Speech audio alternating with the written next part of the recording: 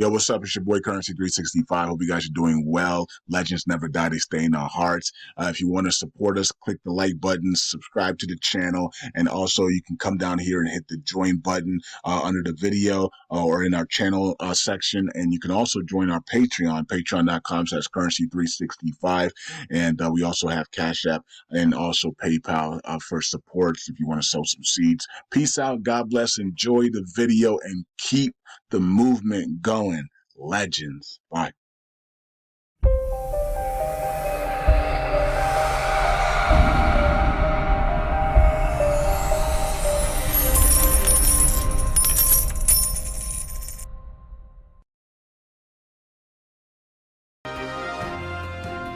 Hello everyone, welcome back to Newsroom. I'm Chella Smith. This is your Middle East to U.S. entertainment news here on YouTube. I air on Fridays. I bring you the latest on reforms and economics of Iraq based on reports put out by the Middle East news media outlets. I do this weekly review and it's based off my interests. Thank you everyone for joining me. Last week we talked about April 5th visit, exchange rates, BRICS, oil and gas laws, reforms, budgets, and electricity. Let's take a look at this week's headlines. The Sudanese advisor to the Association of Private Banks in Iraq will discuss the sanctions on 28 banks in Washington. Sudanese Prime Minister Mohammed Shia al-Sudani will discuss U.S. sanctions on 28 banks during his visit to Washington as they fall within the financial and banking reform programs. Iraq has signed a memorandum of understanding with two international companies to cease the burning of natural gas. No more smelling like rotten eggs. The Iraqi oil ministry has signed a memorandum of understanding with Siemens Energy and Schlumberger to invest, process, and stop gas from burning in the oil field. The agreement is part of a ministry's plan to convert gas into productive energy for electric power plants and national network.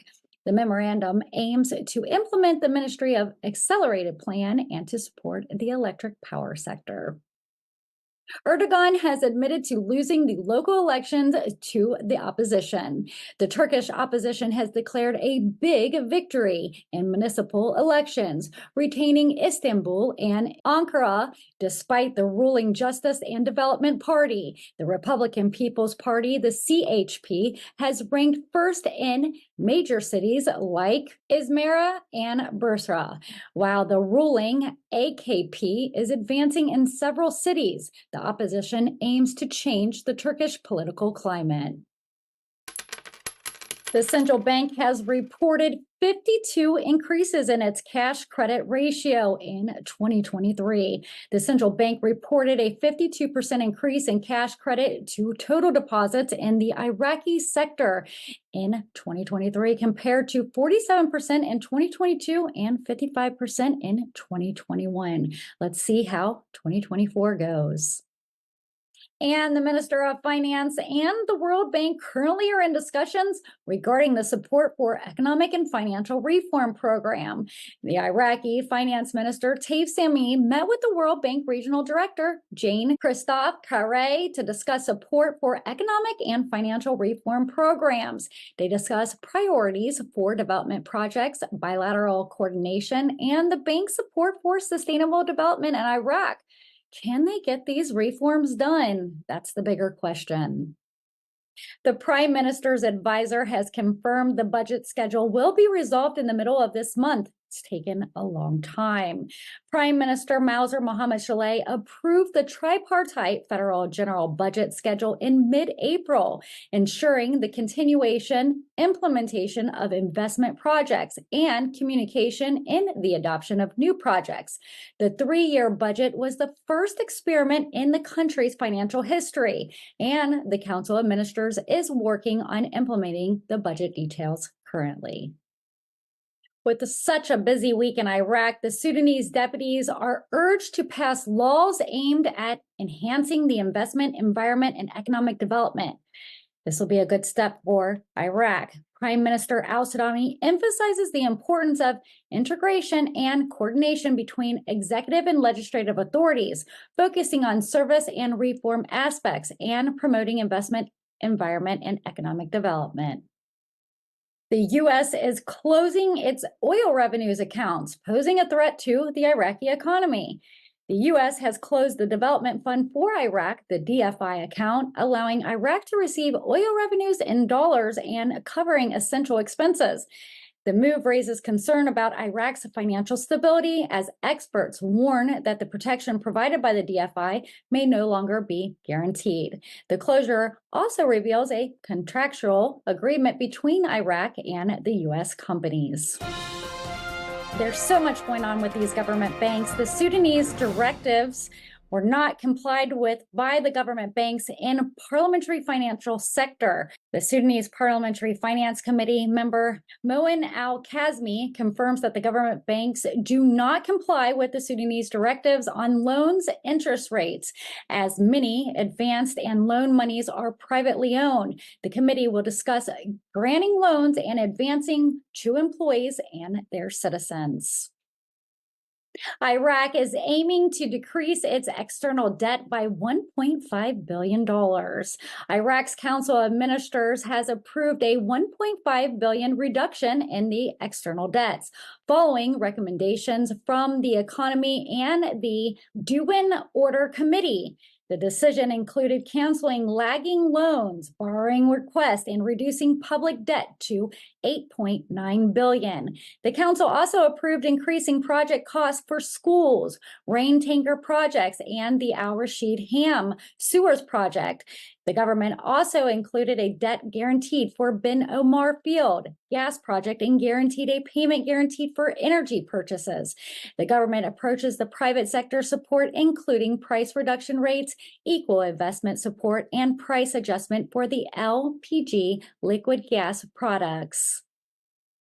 The Central Bank of Iraq has clarified the process for depositing oil revenues abroad, stating that the Central Bank of Iraq has revealed the mechanisms for depositing oil revenues abroad, stating that the legal basis is at the end of an executive order granted immunity to Iraqi funds in 2003.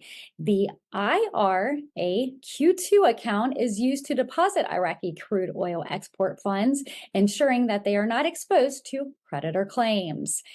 This was really interesting because the DFI closure for the first time since 2003 appears to indicate a financial break in the system. The Central Bank of Iraq has announced the launch of 1.5 trillion dinars worth of bonds at an interest rate of 8.5%. The Central Bank of Iraq plans to issue Injaz bonds worth 1.5 trillion dinars for 2023 through 2025. The financial budget law, which was the first two categories paying 6.5% interest every 6 months for 2 years. And we've talked about this throughout the last few weeks, but Erdogan is scheduled to visit Iraq on April 22nd. Hopefully they're not empty-handed. Turkish President Erdogan plans to visit Iraq for the first time in 12 years, signed agreements, and meet with Egyptian and Greek leaders in May. And let's talk about these auctions. The central bank has sold over $250 million during the auctions this week. The Central Bank of Iraq reported hard currency sales of $256 million in transactions, with a total internal cash withdrawals of $11,710,000, and overseas transfers came out to be $244,703,014. A government advisor has revealed Iraq's significant foreign and internal debts, and plans are underway to pay them. Iraq's financial advisor, Mohammed Chella, has revealed the country's foreign and external debts, stating that the government has plans to pay them back. The internal debt is small, accounting for less than 30% of the GDP, and the remaining debt is less than $20 billion. Chella also highlighted that the largest debt is internal, with 98% being between the government, banks, the Central Bank of Iraq, and the Ministry of Finance. Iraqi banks have experienced a significant growth in the past year. The Ruby Security U.S. Dollar Equity Index, the RSISX, the USD Index, saw a 8.4 decrease in the month and a 1% in the year. With Ramadan providing a respite from memorandums, key developments accelerate net profit and equity growth.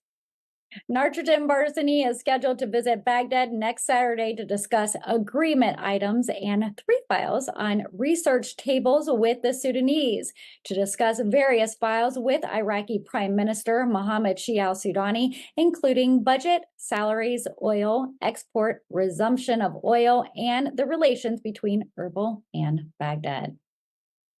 Iraq has completed 90% of the first phase of port automation work. This is a big step for Iraq. The General Authority of Customs has completed 90% of the first phase of its project to animate border crossing, a 7-year agreement between the Minister of Finance and the United Nations Conference of Trade and Development. The system aims to facilitate trade and Iraq's entry into the World Trade Organization. And you've been watching Newsroom Weekly Review. I'm Chella Smith with your Middle East U.S. entertainment news on reforms and economics of Iraq. I bring you the latest in our news without having to keep up with all the different outlets. I'm here on YouTube every Friday, so don't forget to subscribe and turn those notification bells on. If you like my content, give me a thumbs up. If you really like my content, you can always seed a super chat or a super thanks in the comment section below. I've been planning, getting ready for spring and for Mother's Day weekend. I know that we got a bunch of starter plants going with a bunch of fruits and vegetables, zucchini, edamame, peppers. We've done all kinds of things this year. What are you growing? Are you going to be gardening this year? If so, I want to hear about all the things that you're planting in your garden. Drop those comments below. And what do you think about all this movement with all the central bank, everything that's going on this week in the news? Again, thank you for being a subscriber, and thank you for visiting Newsroom Chella Smith for your trusted Dinar news. I'll see you guys next week. Have a fabulous weekend. Take care. Make sure you join us Fridays, 4 p.m. with Newsroom Updates with Chella Smith Entertainment News.